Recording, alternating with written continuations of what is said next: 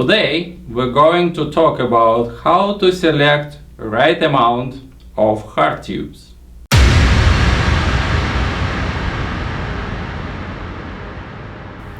And the reason why subjects come into the light is not because I constantly get asked how much tube I need to buy for my build, but because I see that a lot of my customers make a purchase which is obviously made for hard tube type of build, buy fittings and everything, and then they come back and buy more tube, and then they come back and buy even more tube. So obviously there's going a mass miscalculation of amount of hard tubing you need to buy for your water cooling build. And today I try to give you a few points that hopefully will allow you to select the right amount and save a little bit on extra shipping you might have to deal with if you add single extra or 2 tubes just because you run out of your materials short. First of all, have to establish the fact that general recommendation something like if I use a half meter of tube I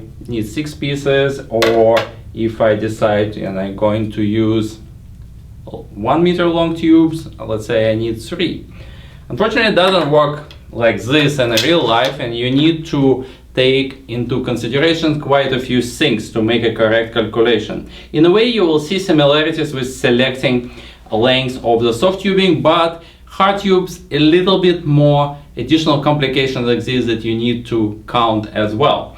And let's start with your case, because this is one of the top influences on how much tubing you will need at the end.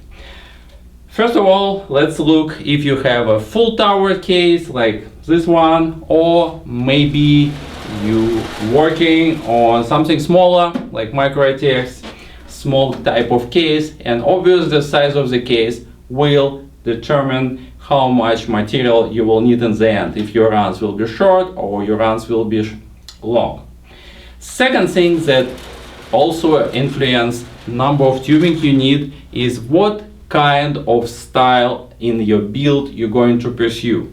Basically, there are 2 lines of thought how you build your hard tube type of build.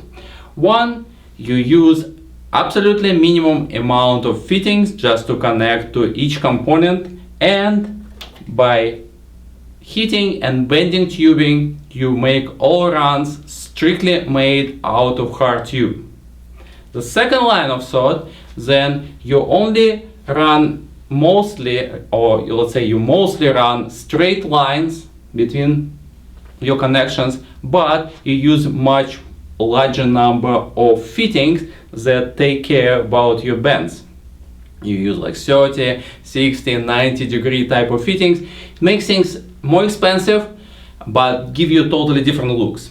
I'm personally like second type of builds, but I know a lot of guys who prefer first type, and they do absolutely amazing job. This is strictly based on your personal preference and also based on your budget, because bending tube is definitely cheaper way to create your hard tube build rather than buy extra worth of $200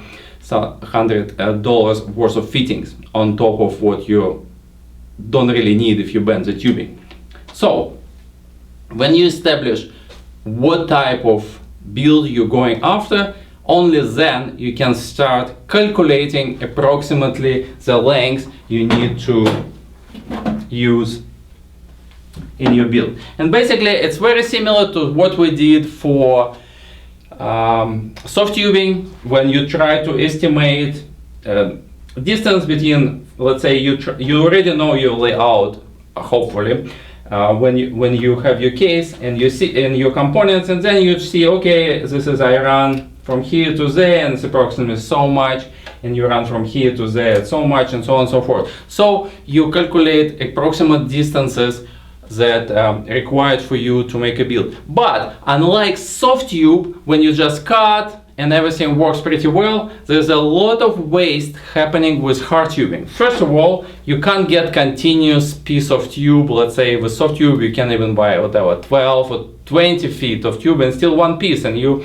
can cut it more efficient way. With hard tubing you have to deal with two pre-selected sizes, so if you might need to cut tube in perfect parts and nothing get wasted, or maybe you have really complicated long runs that will eat, let's say, 80 centimeters of your tube just for one run, and then have this little piece that not really needed, so you need to throw it away.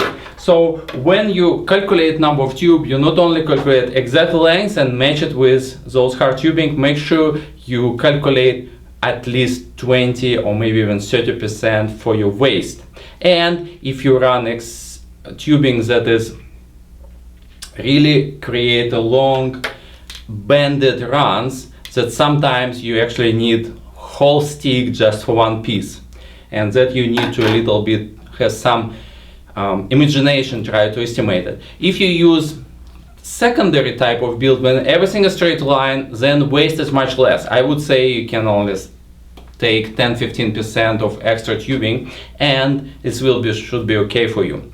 The last thing that a lot of people missing is that if you build your hard tube based build for the very first time, this is a little bit of learning curve how to bend your tubing, and I talked to a lot of customers and basically 100% people telling me that they wasted at least one tube just for practice runs.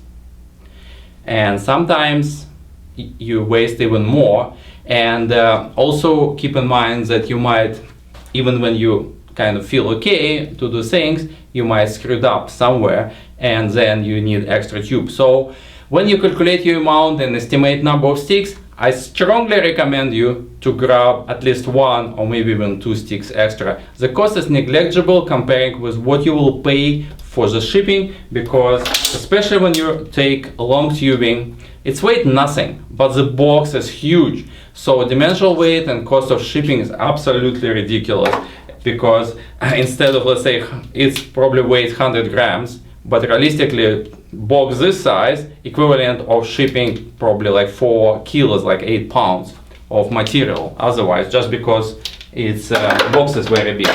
So that's basically how you do things to estimate how much tubing you need. I hope it helped some people to reduce wasted time on ordering more tube and wasting money or paying for double and triple shipping when you build your systems. Alright guys, thanks a lot for watching. I'll see you soon with more videos.